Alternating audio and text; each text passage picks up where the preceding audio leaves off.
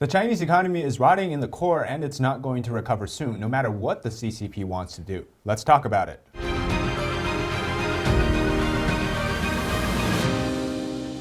Welcome to China Insider. I'm David Zhang. Before we get started, please subscribe to our channel if you enjoy the content and like this video so that it can be seen by more people, and comment below what your thoughts are on today's video. Now, there's a war strategy called the empty fort strategy, and it was famously utilized by Ming, a three-kingdom strategist, against another tactician.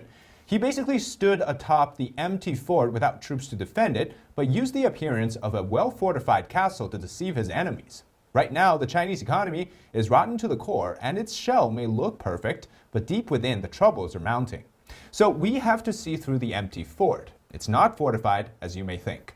Aside from a rapidly aging population and bad economic policies, the number one question we ought to understand is, what does GDP actually mean in China?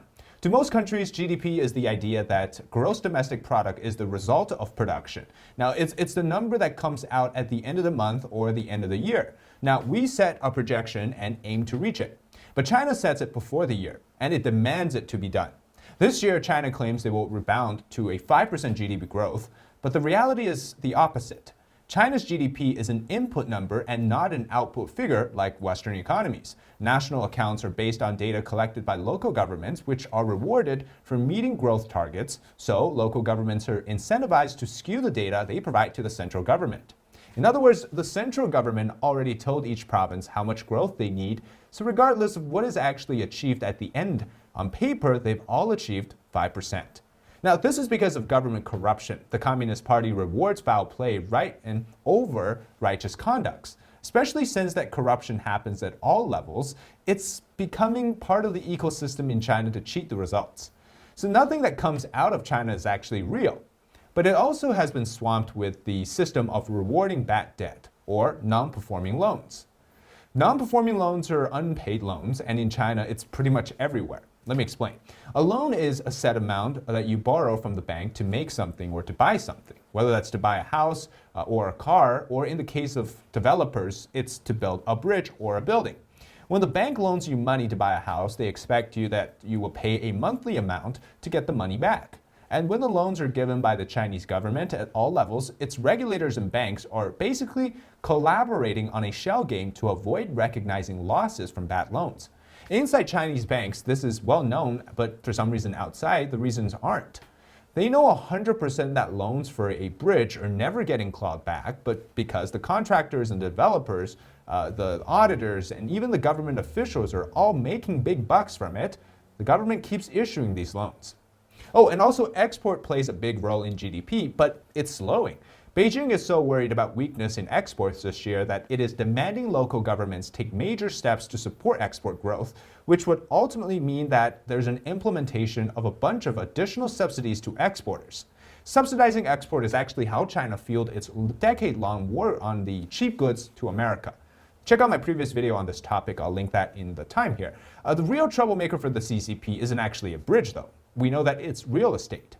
But before we talk about real estate, we have to make sense of GDP first. Knowing that China issues bad loans and that they have to meet GDP goals, what performs here is actually a big problem. The Chinese government issues loans targets to banks to maintain GDP. Lending to contractor building bridges, for example, they actually are bridges leading to the middle of nowhere. Everybody knows in advance that many of these loans are guaranteed to be non-performing before that project is even approved. In that, the project is really just a chance for everyone to make money.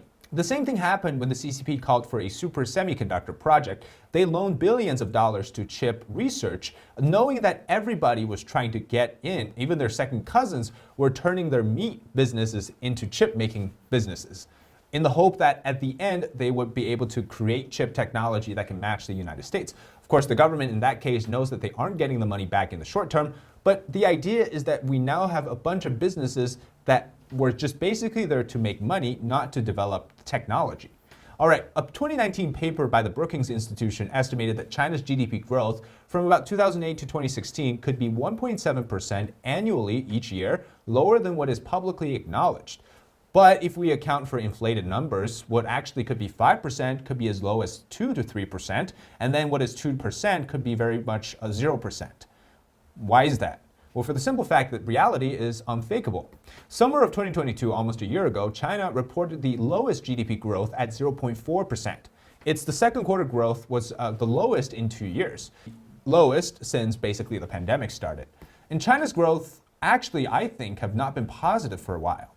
With the pandemic and China's zero COVID policy, the greatly destruction of human lives and everything that has to do with public society and everything else, basically, we underestimate what the impact on China's outlook, including export, manufacturing, and even domestic consumption would look like. And all of that in the 0.4% reflects a potentially negative or even worse outcome.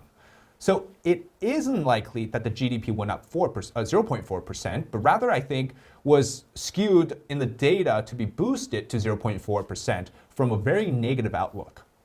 And it wouldn't surprise me if the GDP reported was something like 20%, even 30% lower than what is actually being reported each quarter in China, at least during the 3 years of zero COVID. And if not, all of the issues come back to their lumps. Now, according to expert Michael Pettis, the problem is that in China, bad debt is actually rarely recognized. Repayment isn't enforced, and the default is almost non-existent. We hear about default of Evergrande last year, but actually in the end, the government will always step in. And banks simply roll the bad debt over indefinitely. It's a giant cover-up. Remember, empty fort strategy, right? This is all just to attract uneducated foreign investors so that they can rack up a wave of foreign money. Domestically, it means that when the government runs out of money, they just use existing funds elsewhere to fill the holes caused by the problem, which is bad debt. And since China's fundamental economic structure is different in that there is no separation of bank and state, whatever debt problems China has is simply spread out through its entire financial sector and the entire economic system, and ultimately people will pay for it, literally. Think of it like if you're digging a bucket of dirt to fill a hole by creating a hole. Does that make sense? To fill a problem by creating another problem as the solution? That's basically how China's debt problems get solved. And this worked great when you have a moving finance system, right? When you have exports, you have manufacturing. But again, after 3 years of shutting down the economy, the system ground to a halt, which is why the problems suddenly started to feel like it surfaced from last year until now. The shell is basically breaking. All right, let's talk about the biggest problem so far, which is real estate. We talk about a real estate bubble in the West, right? China's heavily indebted property is estimated at $62 trillion. The residential property market equals about 20% of China's GDP. And including construction activity, property-related service account, that is like 30% of China's GDP. Last year, the big fuss in China was people spending their lifelong savings to buy a property which is in development, only for that building to halt construction. No sewage, electricity, or water. And in many cases, the promised public access like pools, saunas, or even garbage disposal systems aren't completed.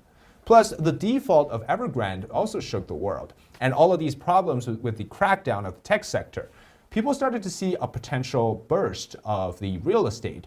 And that's a big indicator of China's economy. Because the worst that can happen is just the government will sweep the debt under the rug, and somehow thinking that's going to go to the future. But in reality, the problem is still there. And then buyers continue to get screwed over because the reason is the property developers can do this to people as there is no safety net in China for the buyers. And real estate in China represents 62% of Chinese household wealth compared to 36% in the US. China's household debt has climbed to about $2 trillion in 2010 to over $10 trillion in 2021. Given today's macro landscape, the debt situation should be even worse now.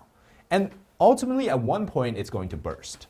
Real estate as a whole in China also is very strange. As we understand it, supposedly it's a safe investment and it's an asset to hold on to year over year. But in the case of China, the asset becomes a risk.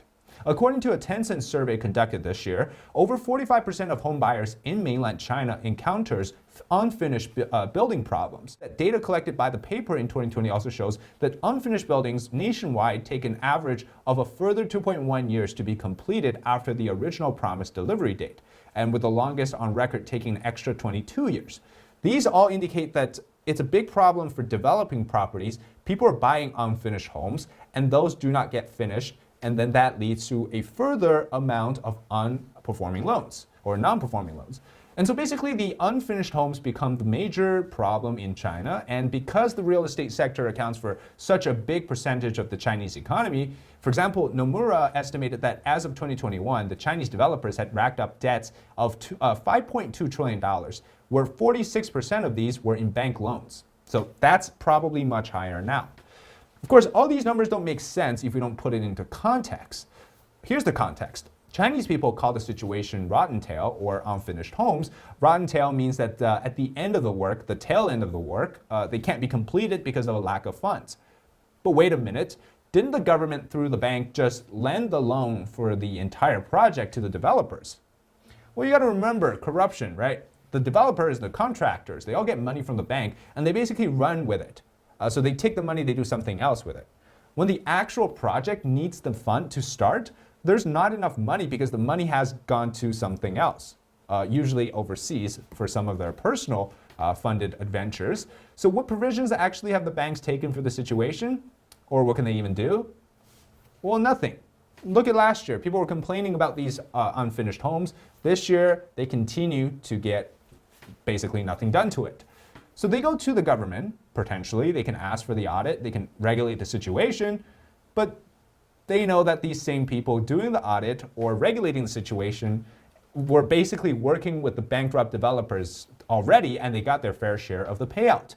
So in the end, if the developers can't finish or continue the project, they declare bankruptcy. The buyers who already paid won't get their money back, and the banks basically say, well, we can't do much about it, so everything gets swept under the rug.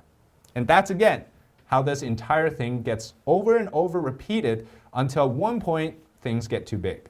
There's also another major problem that China has, and again, this is caused by policy and corruption. There's a negative cash flow, which means more money is leaving China than coming in. I know, right? Sounds really strange given the fact that they always have foreign investors wanting to go invest in China.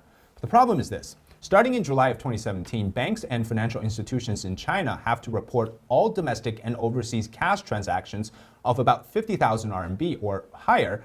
This is about 7,600 US dollars. Previously, the threshold was about 200,000 RMB or 30,350 US dollars. So the threshold has basically lowered to now you have anything that's over the amount of 7,600 US dollars have to be reported. Any overseas transfers by individuals of 10,000 US dollars or more also need to be reported. And additionally, those seeking to transfer money must explain how they plan to use the foreign currency and fill out an online form pledging not to use foreign exchange to purchase overseas properties, insurance, things like luxury items or cars, similar products. So this is the outflow of cash, and it's a very big problem in China. If China's capital account is solid, as they claim, which is that they have actually a lot of money, why does it need to restrict capital control, right? What is it afraid of that money leaving China? Well, for me, truth is twofold. One is that the CCP officials actually send a lot of the money that they gained from these things, corruptions, overseas to buy the properties and fund their luxury life for their kids and families. And the second is that everyone knows the yuan is basically worthless. So it always gets converted to the US dollars. I recommend that you watch my video on why the RMB can never replace the US dollars and there's no de-dollarization. And I explain this concept in more detail, so I'll link that video here. Economists always talk about the impossible trinity, right? That's the concept in economics that basically states that it is impossible to have simultaneously all three of the following things: free capital movement, or a fixed foreign exchange rate, and or independent monetary policy. You can only have two at a time. China is restricting capital flow, and it has a fixed exchange rate pegged to the US dollar, as well as not having an independent monetary policy. Although we could argue that printing money and manipulating foreign exchange rate is kind of an independent monetary policy with Chinese characteristics, but that all leads to the problem, right? As yuan is worthless, capital continues to flow out of the country, the domestic bubble only gets bigger. Now, I'm not saying that it's going to pop right now, but that's where it's going. There's also major issues like the lack of spending in China. Consumers are scared to spend money. They're also afraid that banks will just take their savings away, as they did in some of the banks last year. You had people with millions in savings vanishing into thin air without the government doing anything about it. The fundamental issue is basically the government of China, the Chinese Communist Party. But in the end, let's talk about how does China try to solve all of this.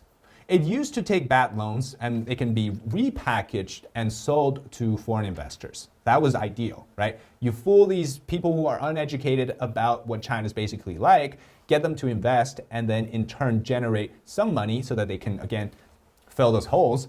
But if not, then the government has to buy the loans and make everyone happy. Again, that achieves the original objective, right? Get rid of the loan problem. But all of it, again, is just swept under the rug. And their original objective is always to just basically print more money to boost the GDP.